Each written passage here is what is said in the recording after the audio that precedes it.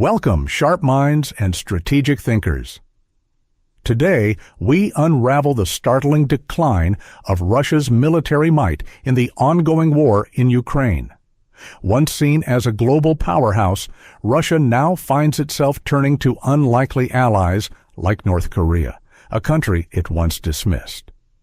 This shift in alliances signals a deeper crisis, one rooted in military missteps and strategic blunders. How did Russia go from being a formidable force to seeking desperate help? Let's dig into the key setbacks that have brought Russia to this precarious crossroads. Major losses in military equipment and personnel.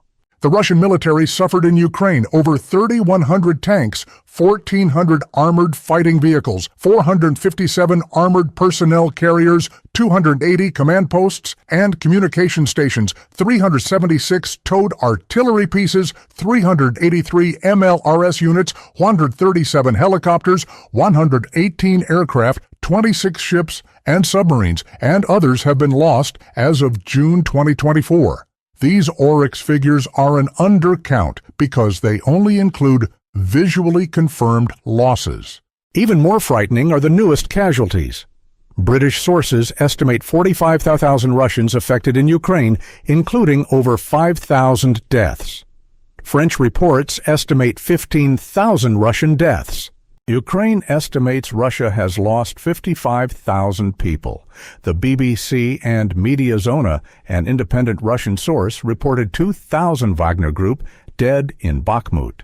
88% of the deaths were prison soldiers Russia had to recruit when the regular army suffered major reversals in the second half of 2022. The Russian military hype. Putin's recruiting issues may not be surprising.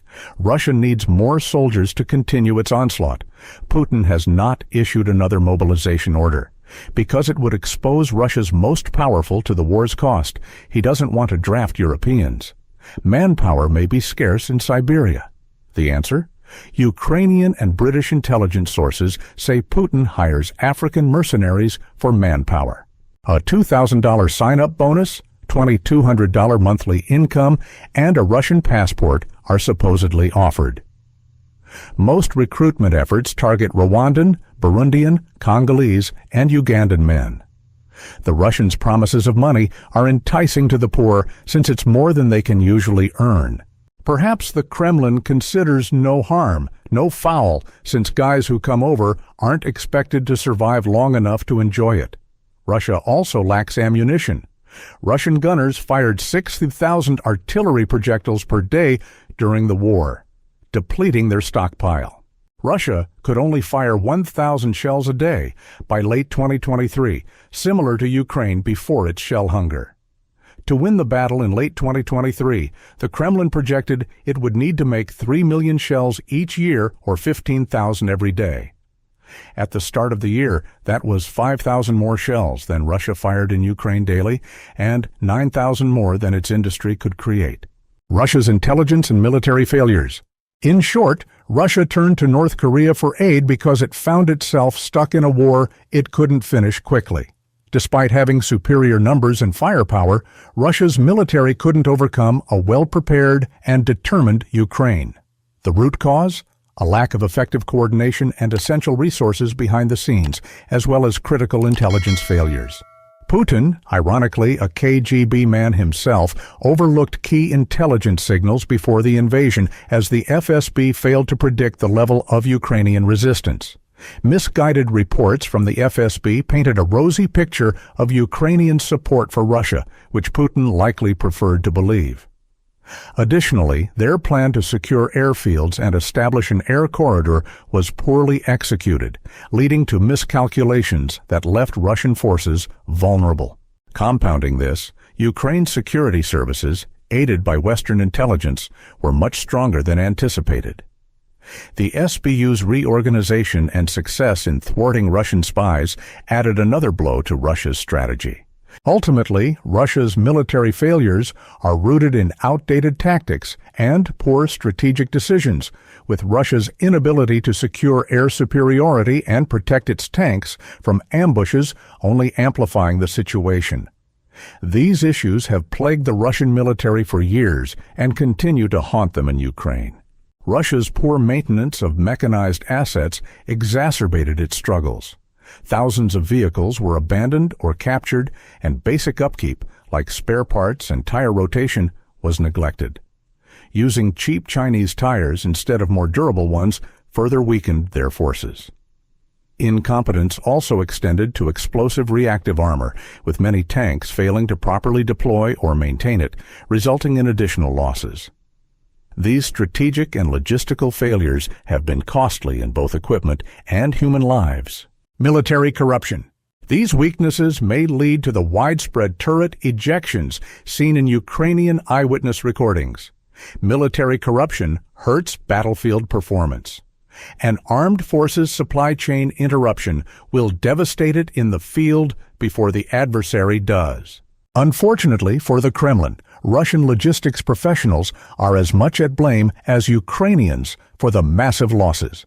Ukraine's National Agency on Corruption Prevention wrote a thank you letter to Sergei Shoigu, the Russian Minister of Defense, in the early stages of the war for his generous cooperation in ensuring high corruption among his officers. Examples include selling IRA panels, which many Russian commanders have taken advantage of. Ukraine discovered early in the fight that several Russian tanks it had captured lacked IRA.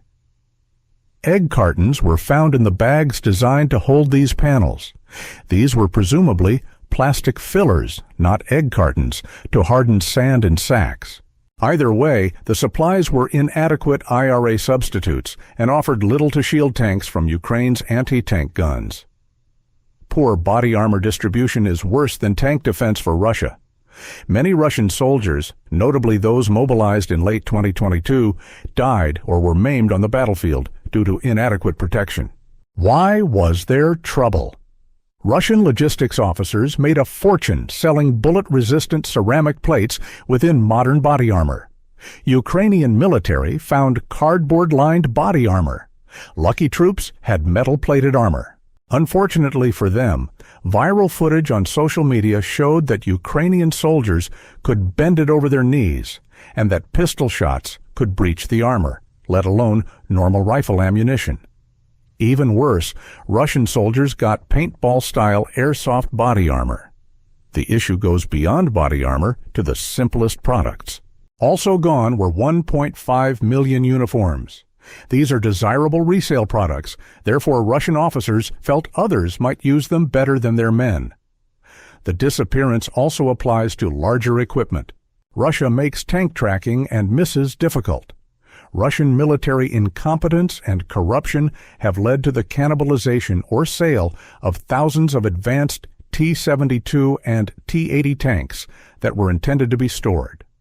Russia needed to bring out the T-62, T-54, and T-55 tanks, especially in the first year of the war, due to tank scarcity.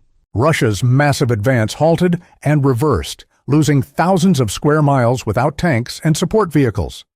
Putin's incompetence extends to static convoy security. Ukrainian airstrikes disabled air defense systems because adjacent Russian soldiers didn't switch on their radars. Fuel shortages kept Russian convoys stopped for a long time. How can a major energy producer run out of fuel?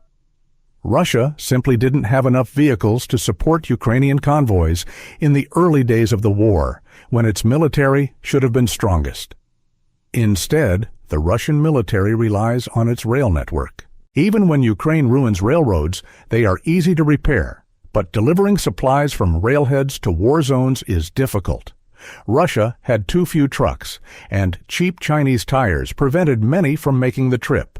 Ukrainian soldiers intentionally targeted trucks over tanks, worsening their enemy's logistical bottleneck. Tanks needed fuel, and staff needed food.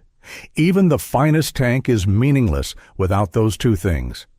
Just with the Russian military, chain of command concerns exist. Logistics shortages, much more hierarchical than the U.S. military.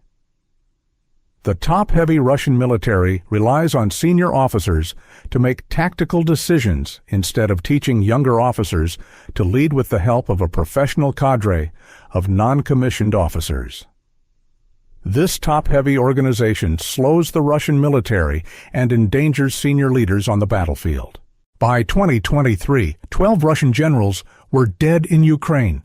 Why are so many Russian generals dead? Ukraine and its allies have good intelligence, but the Russian generals don't trust their subordinates, and given their pervasive corruption, it's easy to see why. Senior commanders in Russia struggle to communicate with their subordinates, forcing them to take more risks. Although the situation has improved since the war began, Russian troops first used unprotected civilian radios. To make matters worse, Russian forces couldn't use their crypto phone system, formerly hailed as the world's most secure, because it requires 3G and 4G connections. Russian forces damaged cell towers in Ukraine because their top officers failed to inform them of the importance of their communication. Due to inadequate Russian signal security, the Ukrainians and their allies intercepted unsecured communications, allowing Ukraine to utilize HIMARS rockets to hit key targets far away later in 2022.